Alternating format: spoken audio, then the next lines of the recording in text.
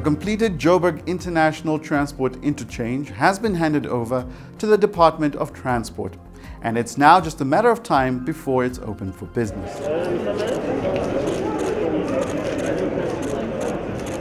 Efforts to ensure safe and convenient public transport in the city as articulated in the Johannesburg Growth and Development Strategy. The Joburg Property Company will start appointing the hawkers, will start appointing the people who are supposed to be cleaning the facility, also the coordination of the bus operating companies and the taxi operating companies. Once that has been concluded, the facility can start operating. We are looking at around next year, March, to start operational. People will be working at this facility have to be South Africans. That was stressed a lot of times today, and I'm just hoping that they will actually hit the call when they start with their processes. They are going to be starting with the processes from now as we have handed over to them. A big hope for this building is kind of like a catalyst for urban regeneration. I don't know, I didn't mention it before, but there's underground tunnels, all postal tunnels that connect into the belly of this building. And part of the next phase, we actually want to open up those tunnels and create a network of movement around the city.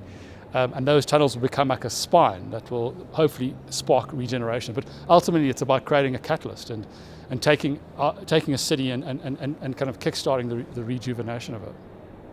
During its initial construction phase, we had the opportunity to sit down with Ray Harley, lead architect on the project, to unpack for us the significance of this project on Joburg's transport system.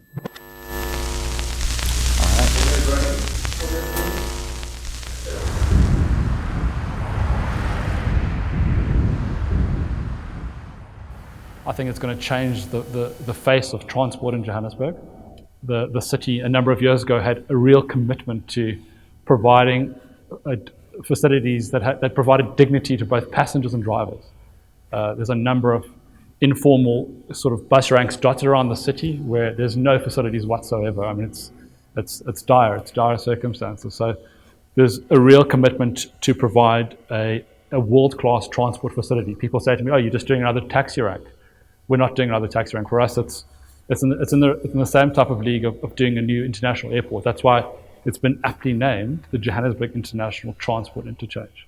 But the key is, how do you do that in a South African and in a Johannesburg context? You cannot just import international models and just plonk them down on the ground. So for us, I think a big differentiator, the thing that really kind of drove the design, is to look at the informality of the operations and bring that into the building. Very often people try to shunt away the informal trading, the guys pushing the trolleys. We said, how can we create a space that's going to make it easier for these guys to operate?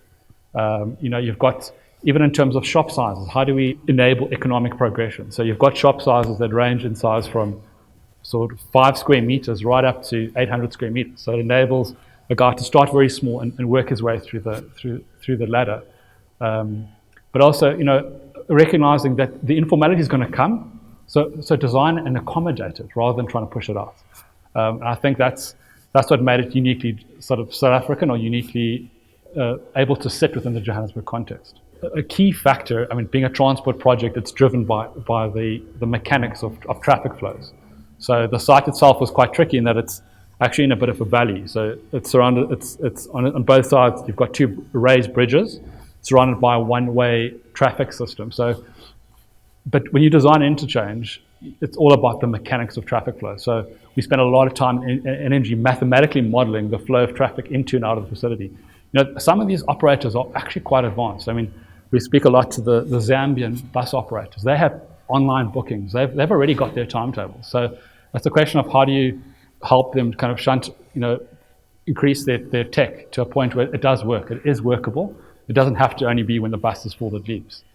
So let's say we only have 20 bays, but if they turn around, it's a 24-hour facility. If you've got a bus leaving every 45 minutes, every hour, you can imagine it's going to help feed that supply, that demand.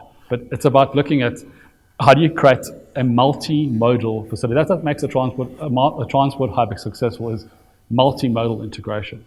But during construction, we actually uncovered what we thought was a massive sewer pipe. But it turned out it's an old postal tunnel that runs under the belly of the city. That's a whole other project we're looking at. But we're looking at how do we connect that tunnel. That tunnel opens up in platform 13 at Park Station.